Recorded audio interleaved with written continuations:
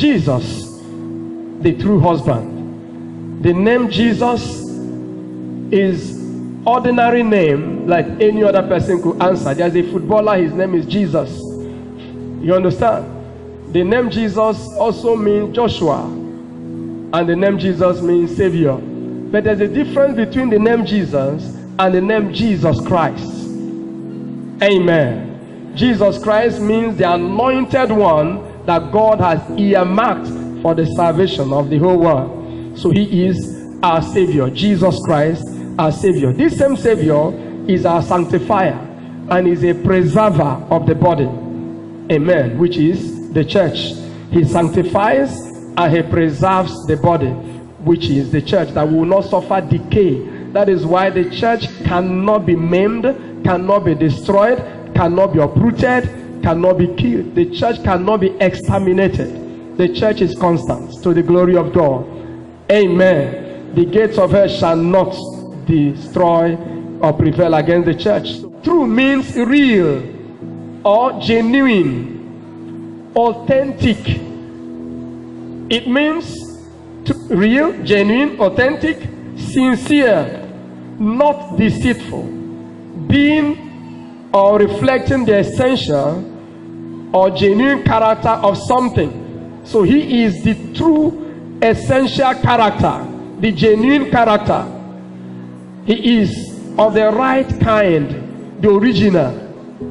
Amen. Amen. So he is a proper person, proper husband, the legitimate or rightful, reliable, unfailing husband. The word husband means a married man. A husband is one who manages, especially with prudent economy, one who manages something prudently. If they give you 1,000 naira, the way you manage it means you're husbanding the money. Are we together? That's why we have the word animal husbandry. One who husbands animals, one who takes care of animals. Another word for husband is cultivator. Amen. You cultivate, you cherish, you nourish until it becomes useful. Hallelujah. Or one who nurtures, one who adds value to what has been given to him. Amen. Assuming you married a woman who did not go to school, it is expected that by the time she has stayed under you for 1 year or 2 or 3, her educational background should have improved. So that makes you a husband, one who husbands, one who adds value to something. Praise the Lord. If your wife diminishes in your hand as a husband, you are not a true husband. Your husband must, your husbanding activity must add value to her. She must look more robust, better than you took her from her father. Are we together? Intellectually, spiritually, if she did not know how to pray before you married her, is expected by the time she has spent a year or 2 with you, she will be invited for ministration in places as a guest minister. A husband is one who is frugal. Frugality means that you are not a thrift spender. You don't spoil resources. You don't waste resources. You utilize resources well, and you conserve. Amen. Proverbs chapter 27 verse 12. Proverbs 27 verse 12 says that a husband is one who goes into the farm or into the bush to catch an animal. He will not be too lazy to roast it, to convert it to meat. Are we together?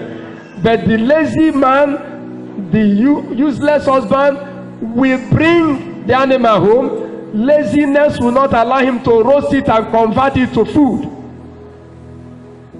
That is why people are talking of divorce, because they did not roast the animal they caught from the bush. They didn't convert it from ordinary meat to suya that could be eaten. The chicken that was given to them died in their hands. They couldn't kill the chicken and prepare it for meat. They are not good husbands. The woman given to you diminished in your hands. You are not a true husband. Jesus Christ added value to your life by giving you salvation. When he received you, the way you were last year is not the way you are now. That means you are having value. A husband is one who tills the ground, who nurtures. The Bible says, looking unto Jesus, the author and the finisher of our faith, the true husband. Looking unto him. Every husband must be human. Are you hearing me? You must have human face and human heart. You must know that you are vulnerable. You don't sit there, I'm in charge. Any little mistake she makes, you blast. You are not God. There's a God over you. Praise the Lord. And if you don't submit to the God over you, you don't have authority to even control the one under you. So you submit to God. The God over you will give you grace to control the one under you. So you must have human face, human heart. Philippians 2:5-8 say that though he was man, yet he humbled himself. Praise the Lord. He was like us. He was the way we were. He partook. There was no place, no way we were tempted that Jesus was not tempted in. It has to be your wife that will catch your attention. Jesus was human, but he never was carried away as any other human to do evil. Who said a husband should not wash plate in the kitchen? Who said a husband should not wash the wife's clothes, including her pants, if possible? Who said a husband should not sweep the house? Who said a husband should not fetch water? Are we together? Jesus was humble.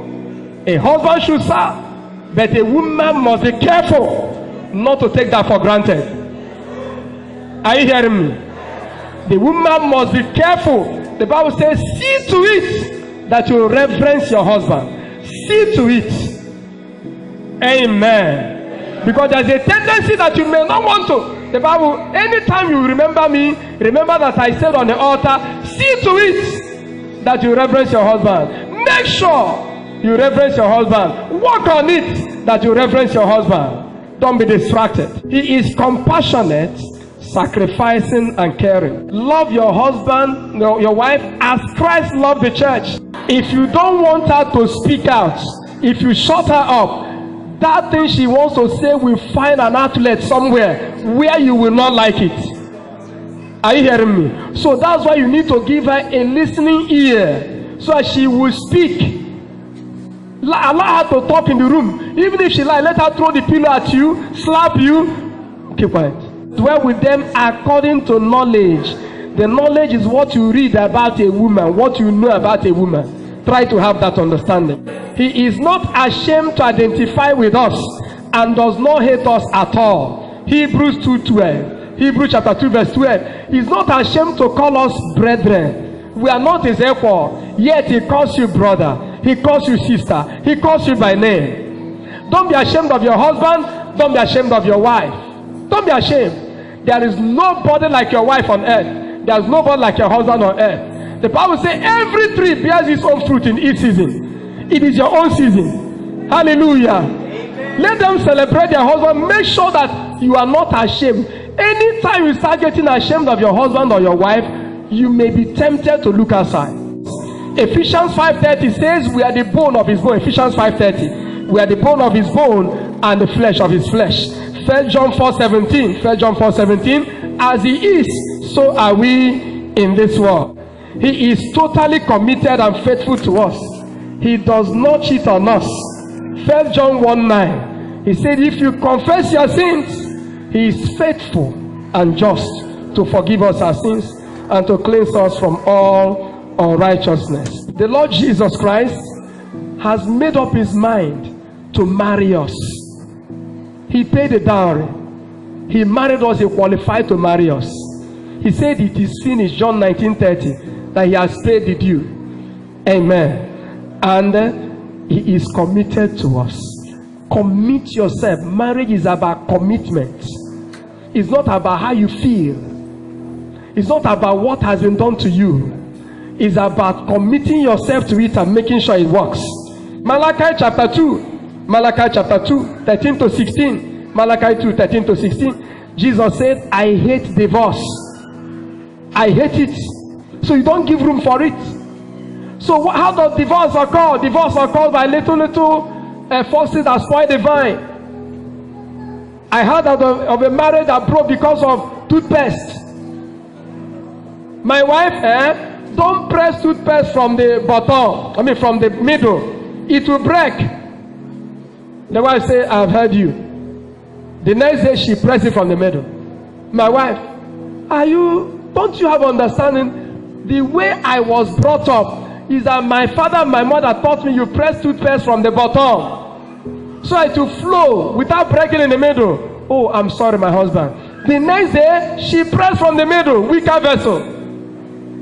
So you bear with her. But the man said, I can't take this anymore. Then he began to remember other things that the woman had done. Boza. And eventually marriage broke.